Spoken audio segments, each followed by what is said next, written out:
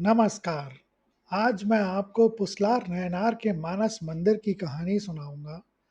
पुसलार नयनार 63 नयनार संतों में से एक हैं।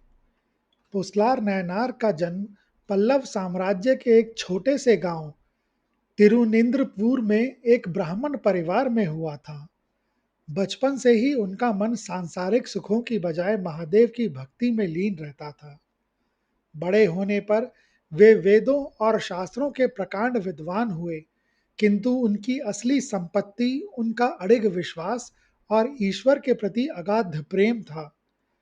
उनके हृदय में एक ही प्रबल इच्छा और संकल्प था, भगवान शिव के लिए एक अत्यंत भव्य और शास्त्रोक्त मंदिर का निर्माण कराना, जो युगों युगों तक उनकी भक्ति का प्रतीक बना रहे। अपने इस संकल्प को सिद्ध करने के लिए पुसलार ने अथक प्रयास किए। उन्होंने अनेक धनवान व्यक्तियों, सामंतों और संपन्न लोगों के द्वार खटखटाए ताकि मंदिर निर्माण के लिए आवश्यक धन और सामग्री जुटाई जा सके। किंतु विडंबना यह थी कि उनकी साधारण स्थिति को देखकर किसी ने भी सहायता का हाथ नहीं बढ़ाया। बार बार की असफलताओं ने उन्हें निराश करने की बजाय एक नई दिशा की ओर प्रेरित किया। उन्होंने अनुभव किया कि यदि बाहरी जगत में ईंट और पत्थरों का मंदिर बनाना संभव नहीं है, तो वे अपनी आत्मा की गहराई में एक ऐसा मानस मंदिर बनाएंगे जो किसी भी भौतिक वैभव से कहीं अधिक श्रेष्ठ और पवित्र होगा। इसी दृढ़ निश्चय के साथ उन्होंने अपनी मानसिक साधना के माध्यम से उस दिव्य देवालय की नींव रखी। पुसलार नैनार ने जब अपने अंतर्मन में मंदिर निर्माण का संकल्प लिया, तो उन्होंने इसे केवल एक साधारण कल्पना मात्र नहीं रहने दिया। उन्होंने एक वास्तविक शिल्पी की भांति आगम शास्त्रों, शिल्प शास्त्र और वास्तु विज्ञान का गहन अध्ययन आरंभ किया। वे भली भांति जानते थे कि मानसिक रूप से बनाया गया यह देवालय उन्हीं नियमों और शुद्धता पर आधारित होना चाहिए जो एक भौतिक मंदिर के लिए अनिवार्य होते हैं।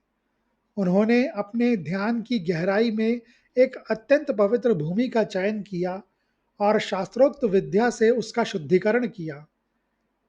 इसके पश्चात उन्होंने अपने मानस पटल पर मंदिर की नींव रखी और एक एक पत्थर को मंत्रोच्चार के साथ स्थापित करना प्रारंभ किया।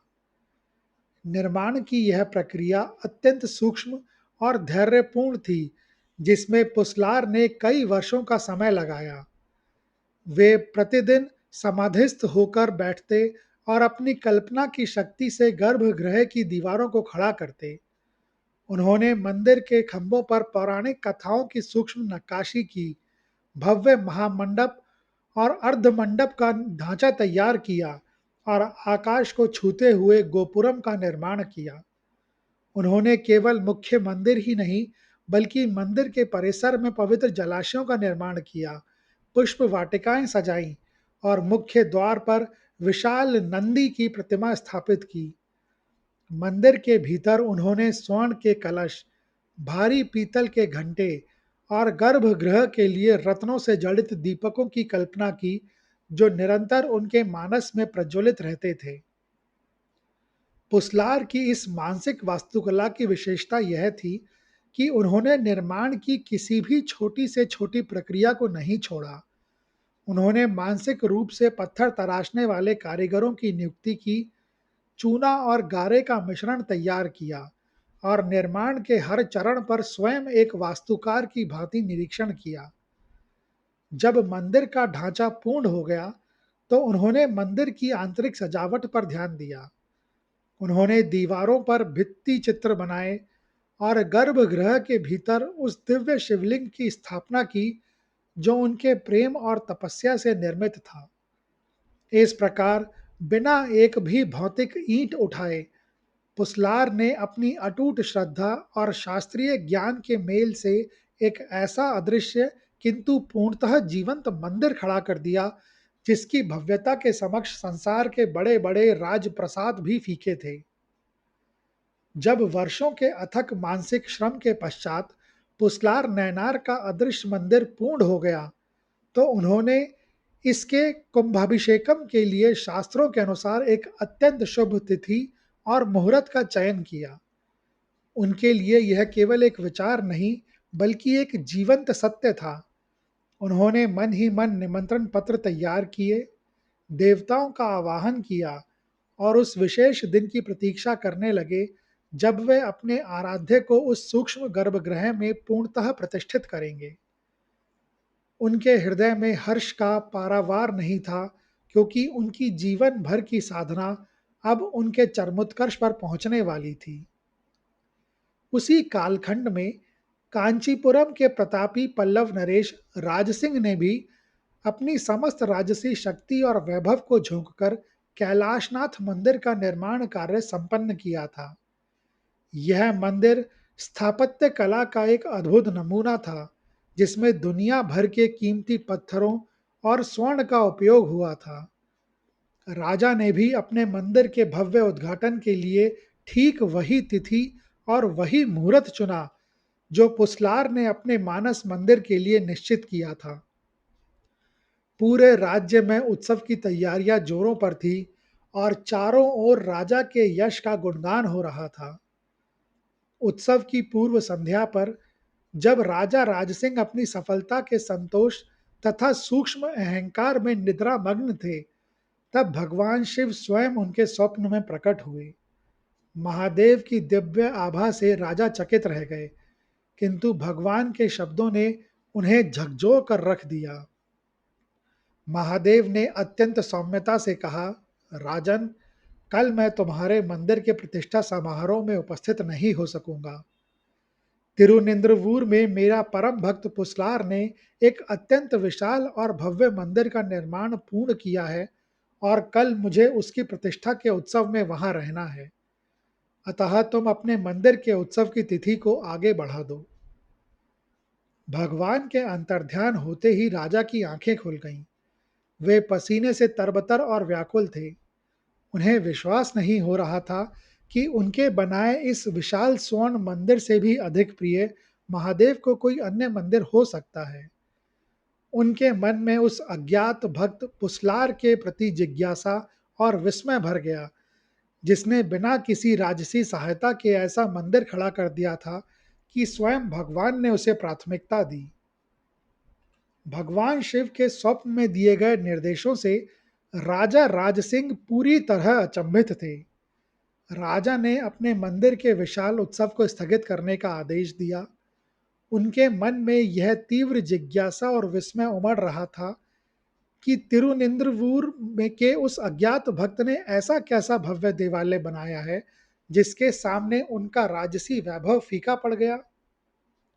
राजा ने तुरंत अपनी सेना, मंत्रियों और विद्वानों के दल को साथ लिया और उस महान मंदिर के दर्शन की लालसा में तिरुनिंद्रवूर की ओर कूच कर लिया। तिरुनिंद्रवूर पहुंचते ही राजा ने पूरे नगर का भ्रमण किया, किंतु उन्हें कहीं भी कोई नया या भव्य मंदिर दिखाई नहीं दिया। उन्होंने नगर के प्रतिष्ठित लोगों और ब्राह्मणों को बुलाकर पूछा कि इस क्षेत्र में पुसलार नामक किस व्यक्ति ने भगवान शिव का विशाल मंदिर बनाया है। स्थानीय लोग राजा के प्रश्न को सुनकर चकित रह गए, क्योंकि उनकी जानकारी में वहां ऐसा कोई निर्माण हुआ ही नहीं था। राजा का विस्मय अब संशय में बदलने लगा था, किंतु महादेव का स्वप्न असत्य नहीं हो सकता था। अंततः लोगों ने उन्हें बताया कि पुसलार नाम के एक अत्यंत निर्धन और एकांतप्रिय ब्राह्मण इसी नगर में रहते हैं, जो अपना अधिकांश समय वृक्ष के नीचे ध्यान में व्यतीत करते हैं। राजा राज सिंह जब पुसलार के पास पहुंचे तो उन्होंने देखा कि एक वृद्ध ब्राह्मण शांत भाव से एक पुराने वृक्ष के नीचे समाधि में लीन है। उनके पास ना तो कोई धन था, ना ही निर्माण सामग्री और ना ही कोई कारीगर। राजा ने अत्यंत विनम्रता पूर्वक उनकी समाधि भंग होने की प्रतीक्षा की। जब पुसलार ने अपनी आंखें खोली तो साक्षात राजा को अपने सामने खड़ा पाकर वे चकित रह गए। राजा ने उनके चरणों में नमन करते हुए पूछा, हे श्रेष्ठ भक्त, मैं कांची का राजा राज सिंह हूँ। महादेव ने स्वयं मुझे आपके द्वारा निर्मित भव्य मंदिर के बारे में बताया है।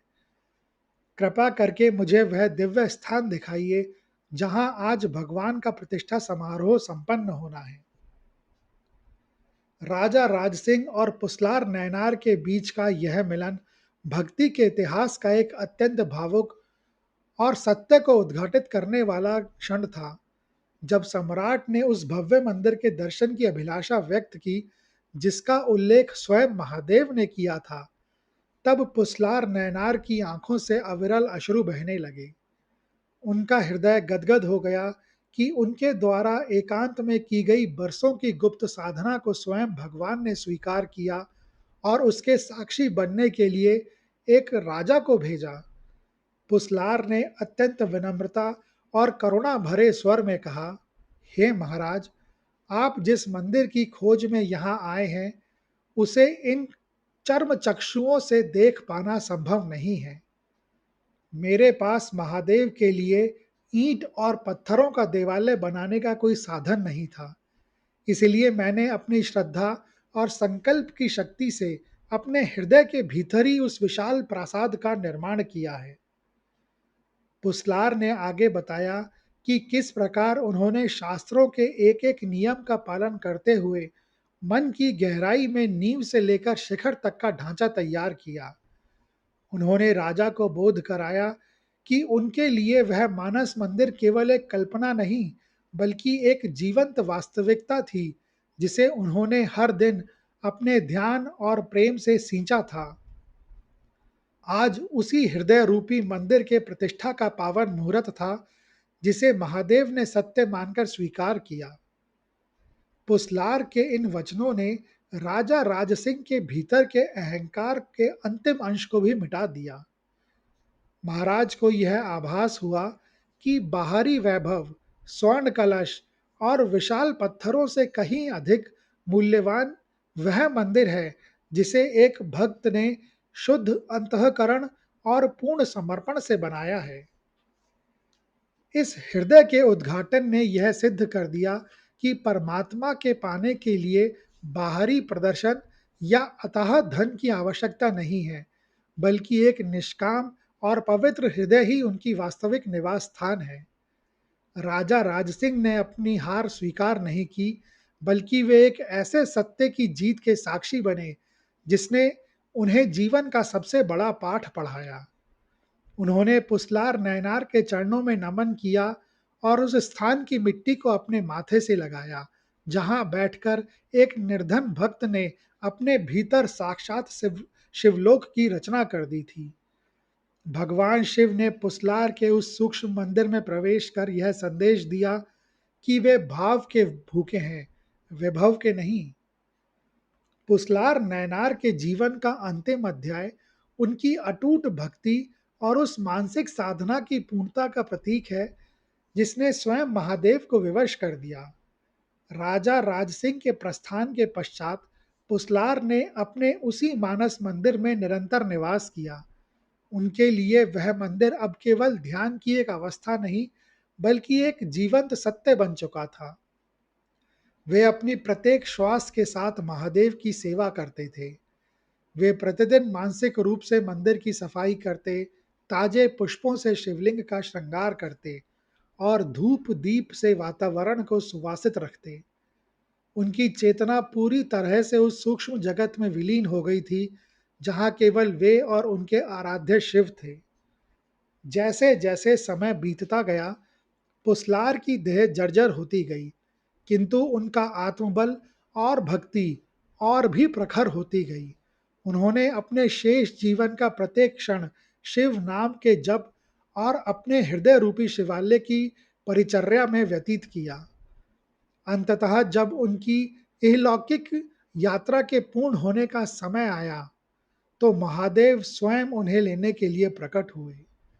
पुसलार नैनार ने किसी कष्ट या व्याकुलता के बिना अत्यंत शांति के साथ अपनी भौतिक शरीर का त्याग किया और उनकी आत्मा उस दिव्य प्रकाश में समा गई जिसे वे जीवन भर अपने भीतर संजोए हुए थे। उनकी मुक्ति कोई साधारण घटना नहीं थी, बल्कि यह इस बात का प्रमाण थी कि सच्ची भक्ति के लिए किसी भव्य आश्रम या पाषाण की मूर्तियों की आवश्यकता नहीं होती। पुसलार नैनार को मोक्ष की प्राप्ति उनके उस शुद्ध संकल्प के कारण हुई जिसने ईश्वर और भक्त के बीच की दूरी को समाप्त कर दिया। उन्हें 63 नैनार संतों में स्थान मिला और आज भी उनका जीवन हमें यह सीख देता है कि यदि हृदय पवित्र हो और संकल्प दृढ़, तो साक्षात ईश्वर भी उस हृदय को अपना धाम बनाने चले आते हैं। तिरुनिंद्रवूर का हृदयेश्वर मंदिर आज भी उस महान आत्मा की स्मृति को जीवित रखे हुए है, जहां भक्त आज भी अपनी आंतरिक शक्ति शांति की खोज में नतमस्तक होते हैं। यह कहानी सुनने के लिए धन्यवाद। अगर आपको यह कहानी अच्छी लगी हो तो कृपया इस वीडियो को ज़्यादा से ज़्यादा लोगों के साथ शेयर करें, लाइक करें व चैनल को सब्सक्राइब करें। कमेंट्स बॉक्स में लिखें जय शिव शंभू।